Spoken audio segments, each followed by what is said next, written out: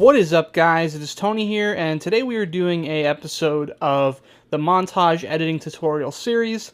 I haven't recorded one in a while, so I decided let's go ahead and record a few episodes real quick.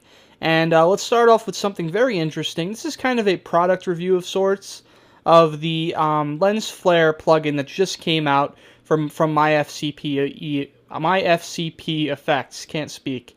So basically, this is a really cool site that I've been using for a while for plugins, and they recently just came out with one that blew me away in terms of quality.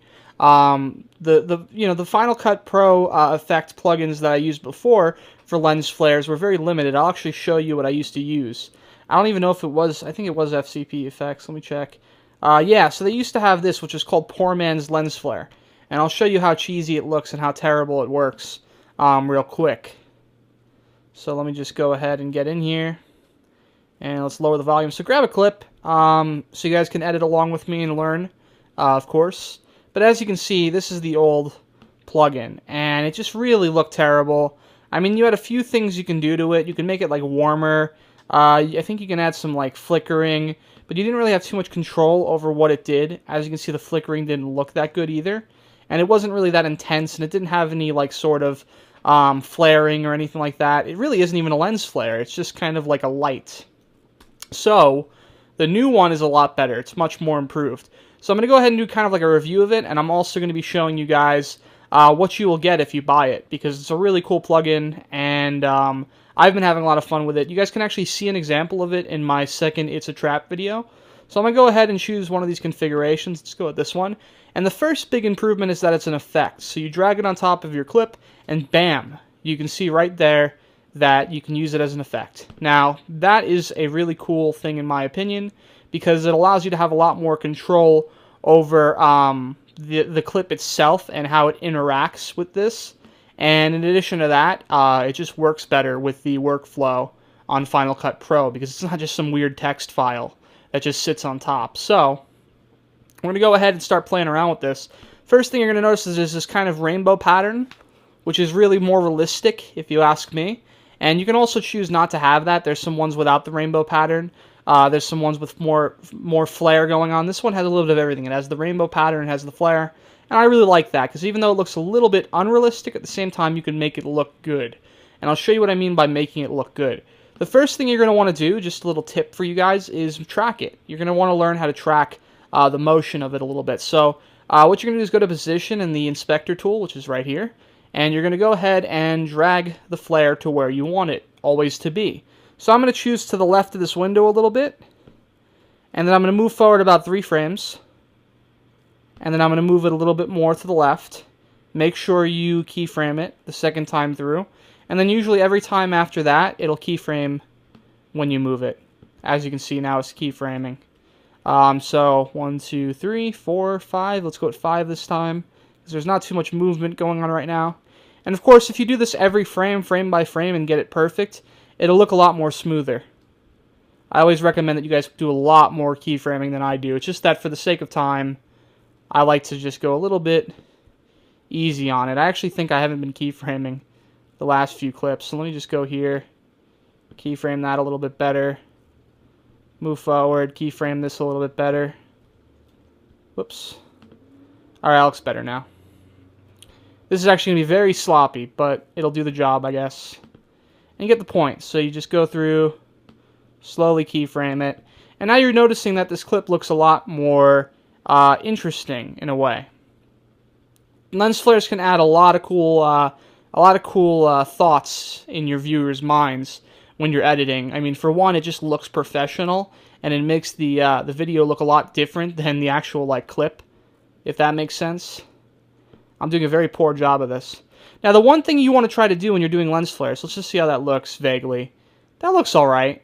And you can see how the lens flare moves around, which looks very natural, which is nice. But one of the things you want to keep in mind when you're doing these lens flares is you don't want them to be too bright. This is ridiculous. I mean, for this clip and this map, there's too much light coming in. Especially in this part right here, when there's light coming in and he's in the shadow. Technically, there shouldn't be light coming in there. So what I would recommend doing a little bit is just turning down the brightness.